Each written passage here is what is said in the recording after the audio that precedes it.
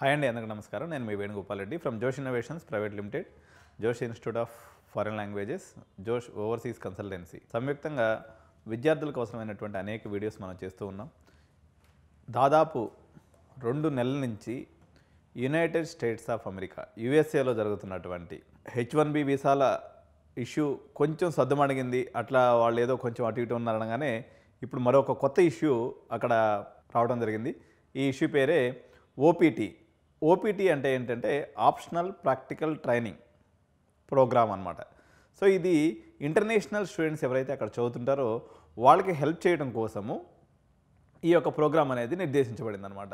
So దీని మీద మాగా మూమెంట్ ఎవరైతే మేక్ అమెరికా గ్రేట్ అగైన్ అని ఎవరైతే మూమెంట్ చేస్తున్నారో వాళ్ళందరూ కూడా వీళ్ళంతా వైట్స్ డొనాల్డ్ ట్రంప్ యొక్క సపోర్టర్స్ అనమాట. ఈ సపోర్టర్స్ అందరూ కూడా ఈ ఓపీటీ ప్రోగ్రాం వల్ల వాళ్ళ యొక్క ఉపాధి దెబ్బతింటుంది అనేది వాళ్ళ యొక్క అభియోగం. సో ఈ ఓపీటీని లేకుండా చేయాలని వాళ్ళు పెద్ద ఎత్తున నినాదాలు చేస్తూ ఉన్నారు. సపోర్ట్ పాయింట్ ఆఫ్ వ్యూలో మనం తీసుకున్నప్పుడు 65% అమెరికన్స్ ఇటు H1B వీసా మీద కానీ అదేవిధంగా ఆప్షనల్ ప్రాక్టికల్ ట్రైనింగ్ ఓపీటీ మీద కానీ వాళ్ళు వ్యతిరేకంగా ఉన్నారు. కేవలం ఒక 20-25% మంది మాత్రమే దీనికి ఓకే అనేటువంటి పరిస్థితి అక్కడ ఉందన్నమాట. అసలు ఈ ఓపీటీ అంటే ఏంటి అని మనం చూసినప్పుడు మన పిల్లలందరూ కూడా అక్కడ ఎంఎస్ చేయడానికి వెళ్తుంటారు. ప్రధానంగా మన పిల్లలు ఎక్కువగా వెళ్ళేటువంటి కోర్సెస్ ఏదైతే ఉన్నాయో ఇవి మనకి కంప్యూటర్ సైన్స్ కోర్సుల్లో వీళ్ళు ఎక్కువ మంది పిల్లలు వెళ్తూ ఉంటారు అనమాట. వెళ్ళినటువంటి వాళ్ళు కోర్స్ అయిపోయిన తర్వాత వాళ్ళ యొక్క రిలవెన్స్ ఫీల్డ్లో ఎక్స్పీరియన్స్ పొందడం కోసము 1 ఇయర్ పాటు వీళ్ళకి అక్కడ వర్క్ చేసుకునే దానికి పర్మిట్ అనేది ఉంటుందన్నమాట. సో ఎవరైతే స్టెమ్ కోర్సెస్ చదువుతారో సైన్స్, టెక్నాలజీ, ఇంజనీరింగ్, మ్యాథ్స్ ఎవరైతే చదువుతారో వీళ్ళకి ఈ యొక్క ప్రోగ్రామ్ని మరో 24 మంత్స్ ఎక్స్టెండ్ చేసుకునేటువంటి అవకాశం కూడా ఉందన్నమాట. ఎవరైతే ఈ యొక్క ఓపీటీలో ఉంటారో వీళ్ళ యొక్క కన్వర్షన్ రేటు H1B వీసా పొందేదానికి మరింత వీళ్ళకి ఎక్కువ అవకాశం ఉంటుంది. సో ఈ ఓపీటీని H1B వీసా యొక్క గేట్వేగా మనం చెప్పవచ్చు. సో ఎవరైతే విద్యార్థి అక్కడికి వెళ్తాడో ఫస్ట్ ఈయన F1 వీసా మీద వెళ్తాడండి. F1 వీసా మీద దగ్గర నుంచి అది ఓపీటీగా మారుతుంది. ఓపీటీగా ఉన్నప్పుడు కూడా ఈయన F1 వీసా మీద ఉన్నట్టే. అక్కడి నుంచి అది మళ్ళీ తర్వాత పర్మనెంట్ ఎంప్లాయ్మెంట్ కింద పోయేసి H1B వీసాగా మారుతుంది.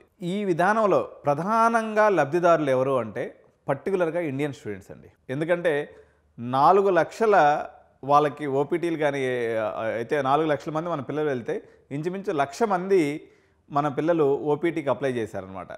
సో ఓపీటీకి అప్లై చేసే కమ్యూనిటీలు ప్రధానంగా ఇండియన్ కమ్యూనిటీ, దాని తర్వాత చైనా, దాని తర్వాత కెనడా, బ్రెజిల్ ఈ దేశాల నుంచి వచ్చినటువంటి విద్యార్థులంతా కూడా ఈ యొక్క ఓపీటీ ప్రోగ్రామ్కి పర్టికులర్గా అప్లై చేసుకుంటూ ఉంటారు. తద్వారా వాళ్ళు H1B తీసుకొని అక్కడ సెటిల్ అవ్వడానికి ప్రయత్నం చేస్తూ ఉంటారు అనమాట. సో ఇప్పుడు మనకు 2 రకాలుగా దీంట్లో ఏ చిన్న చేంజెస్ చేసినా అంటే ఈ ఓపీటీ యొక్క డ్యూరేషన్ తగ్గిస్తారని చెప్తున్నారు. మేబీ అది ఉన్నటువంటి 3 ఇయర్స్ని కాస్త ఓన్లీ 1 ఇయర్ మాత్రమే చెప్పొచ్చు. ఒబామా పీరియడ్లో ఇది ఇప్పుడు వచ్చేసి 36 మంత్స్ ఏదైతే ఉందో 29 మంత్స్ ఉండింది. సో అనదర్ 7 మంత్స్ అప్పుడు పెంచడం జరిగింది. సో ఇప్పుడు మళ్ళీ పాత విధానానికి వెళ్తారా లేదా కేవలం 1 సంవత్సరానికే పరిమితం చేస్తారా? ఇది ఏది చేసినప్పుడు కూడా ఓవరాల్గా మన యొక్క డాలర్ డ్రీమ్స్ మొత్తం కరిగిపోయినట్టే. ఎందుకంటే ప్రధానంగా మనం 40 నుంచి 50 లక్షల రూపాయలు ఇన్వెస్ట్ చేసి యుఎస్కి వెళ్తున్నాం అన్నట్లయితే దాని యొక్క ప్రధాన ఉద్దేశం ఏంటంటే ఈ 2 ఇయర్స్లో ఎవరైనా మనకి యుఎస్ చేసే పన్ను ఏంది అంటే 1 ఇయర్ ఫీజు కట్టేసుకుంటారు, బ్యాంక్ గ్యారెంటీ చూపించేసుకుంటారు, అక్కడికి వెళ్ళేసి పార్ట్ టైంలు చేసుకుంటూ ఫీజు కట్టుకుంటూ ఓపీటీలో వచ్చిన డబ్బులతో ఇంకా మిగిలిచి ఇంటికి కూడా పంపిస్తుంటారు అనమాట. అయితే ఇప్పుడు పరిస్థితులు బాగాలేవు, అక్కడ కూడా పార్ట్ టైం దొరకట్లేదు, ఇబ్బంది ఉంది. కానీ నేను 3 ఇయర్స్ బ్యాక్ లేకపోతే కోవిడ్కి ముందు సిచ్యువేషన్ కానీ తీసుకున్నప్పుడు పార్ట్ టైం వాళ్ళకి కంఫర్టబుల్గా దొరికేది. వీక్లీ 20 అవర్స్ పాటు వీళ్ళు పని చేసుకునే అవకాశం ఉండేది కాబట్టి కంఫర్టబుల్గా వీళ్ళు వర్క్ చేసుకునే వాళ్ళు ఓపీటీలో ఉన్నప్పుడు వీళ్ళు ఫుల్ టైం కూడా వర్క్ చేసుకోవచ్చు అన్నట్టు.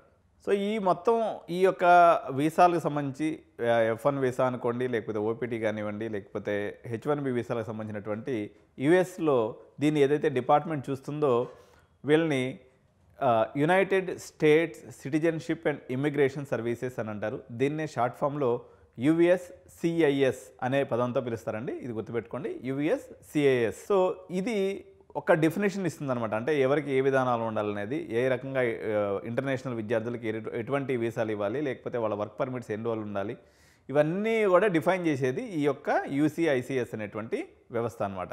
సో మీ అందరికీ తెలిసిందే, ఎవరైతే ఫుల్ టైంలో అక్కడ ఎంఎస్కి వెళ్తారో వీళ్ళకనేది ఈ ఓపీటీ అనేది అందుబాటులోకి వచ్చేస్తుంది. ఒక అకాడమిక్ ఇయర్ కానీ ఉన్నట్లయితే వీళ్ళకి ఓపీడీ మీదకి వస్తారు. 2 అకాడమిక్ ఇయర్స్ ఉన్నట్లయితే మొత్తం 3 ఇయర్స్ వీళ్ళకి ఓపీటీ అనేది వచ్చేస్తుంది అనమాట. సో దీంట్లో ఓపీడీలో కూడా 2 రకాలు ఉంటాయండి. ప్రీ కంప్లీషన్ ఓపీడీ అంటే మనము ఎప్పుడైతే కోర్స్ జాయిన్ అవుతామో ఒక 2 ఇయర్స్ కానీ అక్కడ ఉంటాం అనుకోండి, ఈ 2 ఇయర్స్లో వాళ్ళు 20 అవర్స్ పర్ వీక్ ఏదైతే చేస్తారో దీన్ని ప్రీ కంప్లీషన్ ఓపీడీ అంటారు. సో ఎవరైతే కోర్స్ కంప్లీట్ అయిపోయిన తర్వాత ఫుల్ టైం వాళ్ళకి సంబంధించినటువంటి వర్క్లో ఉంటారో దాన్ని పోస్ట్ కంప్లీషన్ ఓపీడీ అని దీన్ని ఈ రకంగా పిలుస్తూ ఉంటారు. సో మొత్తం యూఎస్లో ఉన్నటువంటి ఓపీటీ స్టూడెంట్స్లో ఇండియన్ స్టూడెంట్స్ యొక్క బేసు 30% వరకు ఉంటుందండి. అప్రాక్సిమేట్గా ఎనీ పాయింట్ ఆఫ్ టైం 1,00,000 మంది మన విద్యార్థులు ఈ ఓపీటీలో ఉంటారు. కాబట్టి ఈ ఓపీటీని రద్దు చేయాలని, ఓపీటీని కుదించాలని చెప్పేసి 1 ఇయర్ కుదించాలని చెప్పేసి ఏదైతే మాగా మూమెంట్ వాళ్ళు చేస్తున్నారో ఇది భారతీయ విద్యార్థులు దీనివల్ల చాలా ఇంపాక్ట్ అయ్యే అవకాశం ఉంది.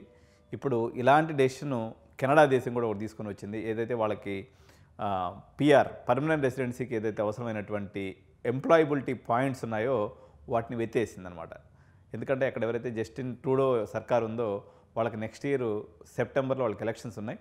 ఆ ఎలక్షన్స్ని బేస్ చేసుకొని ఈ యొక్క దాన్ని వాళ్ళకు వచ్చేటువంటి పర్మనెంట్ రెసిడెన్సీకి వచ్చేటువంటి పాయింట్స్ ఏదైతే ఉన్నాయో ఆ పాయింట్స్లో మెజారిటీ ఆఫ్ ది పాయింట్స్ వాళ్ళ ఎంప్లాయ్మెంట్ నుంచి వస్తాయన్నమాట. ఆ పాయింట్స్ని కన్సిడర్ చేయమని చెప్పేసి ఆయన ఈ మధ్య ఒక జీవో జారీ చేశాడు. దాని మీద మనం నెక్స్ట్ వీడియోలో కూడా చర్చిద్దాం. సో ఒక రకమైనటువంటి అన్సర్టనిటీ ఏర్పడిపోయింది. భారతీయులకి ఎక్కడ పోయినా కూడా అనేక రకాలైనటువంటి ఇష్యూస్ వస్తూ ఉన్నాయి. అక్కడ ఉన్నటువంటి ఎగ్జిస్టింగ్ గ్రీన్ కార్డ్ హోల్డర్స్ని కూడా మళ్ళీ మొత్తం రివ్యూ చేస్తామని ఇంకో పక్క గవర్నమెంట్ చెప్తూ ఉంది. అంటే మీరు చేసినటువంటి అప్లికేషన్స్ ఏదైతే పాత దాంట్లో ఏదైనా మిస్టేక్స్ ఉన్నప్పుడు కూడా దాన్ని కూడా ఇప్పుడు తిరగదోడి మళ్ళీ మీ గ్రీన్ కార్డుని కూడా క్యాన్సిల్ చేస్తామని చెప్తున్నారు. H1B వీసా నిబంధనల్ని కఠినతరం చేస్తామని చెప్తున్నారు. H4 ఏదైతే డిపెండెన్స్ వీసాలు ఉన్నాయో దాని మీద కూడా చాలా కఠినమైనటువంటి నిబంధనలు విధిస్తామని చెప్తున్నారు. ఇంకోటి ఏంటంటే పార్ట్ టైం పాయింట్ ఆఫ్ వ్యూలో కూడా ఏదైతే మనం యూనివర్సిటీకి జనరల్గా మనం అక్కడికి వెళ్ళేటువంటి విద్యార్థులకు ఏం పర్మిషన్ ఉంటుందంటే విత్ ఇన్ ద యూనివర్సిటీలో వర్క్ చేసుకునే పర్మిషన్ ఉంటుంది అనమాట. కానీ మన వాళ్ళు చూసి చూడనట్టుగా బయటికి పోయి అదే ఇది పనులు చేసుకుని కొంచెం సంపాదించుకుంటూ ఉంటారు. ఇప్పుడు ఆ అవకాశం కూడా లేకుండా పోయే పరిస్థితి వచ్చేసింది. ఓన్లీ ఏమాత్రం చిన్న తేడా జరిగినా మీరు అక్కడ హోమ్ల్యాండ్ సెక్యూరిటీ ఎవరైతే ఉంటారో వాళ్ళు మిమ్మల్ని నిర్బంధించి ఏదర్ డిపోర్టింగ్ అన్నా చేస్తున్నారు, లేకపోతే కేసులైనా పెట్టేటువంటి అవకాశం ఉంది. కాబట్టి మనం ఒకసారి పునరాలోచించుకోవాలి. మనకి నెక్స్ట్ ఆల్టర్నేటివ్స్గా ఏమున్నాయి, మనకు ఉన్నటువంటి యూరోప్ అనుకోండి, లేకపోతే ఇతర కంట్రీస్ ఎక్కడెక్కడైతే అవకాశం ఉందో సో ఆ అవకాశాలన్నింటిని కూడా ఎక్స్ప్లోర్ చేయాల్సినటువంటి సందర్భం వచ్చింది. ఇప్పుడు నేనైతే చెప్తున్నా, యాక్చువల్గా మేము ఈ కొంచెం అంటే అంత యుఎస్ అంత పెద్ద మార్కెట్ కాకపోయినా దుబాయ్ మార్కెట్ కూడా ఒక రకంగా ఎంప్లాయ్మెంట్ పరంగా మనకి ఒక ప్రామిసింగ్ అమౌంట్ అనేది అక్కడ వస్తుంది. దాదాపు ఇంటర్నేషనల్ యూనివర్సిటీస్ అన్నీ కూడా అక్కడ ఉన్నాయి. కాబట్టి దుబాయ్ మార్కెట్ని కూడా మీరందరూ కూడా ఎక్స్ప్లోర్ చేయండి.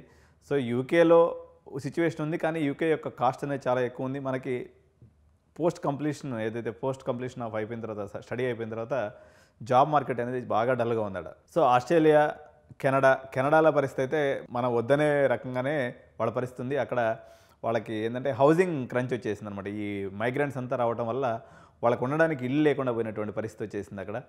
అదేవిధంగా రెంట్స్ అనేవి కూడా చాలా కాస్ట్లీ అయిపోవడం వల్ల ఈ యొక్క మైగ్రేషన్ని కుదించాలి అని చెప్పేసి ప్రభుత్వం సూత్రప్రాయంగా నిర్ణయం తీసుకొని దానికి అనుగుణంగా ఒక్కొక్క జీవోని అక్కడ తయారు చేస్తూ వస్తుందన్నమాట. సో మరిన్ని ఇలాంటి అప్డేట్స్ కోసం ఈ వీడియోని లైక్ చేయండి. అదేవిధంగా మా ఛానల్ని సబ్స్క్రైబ్ చేయండి.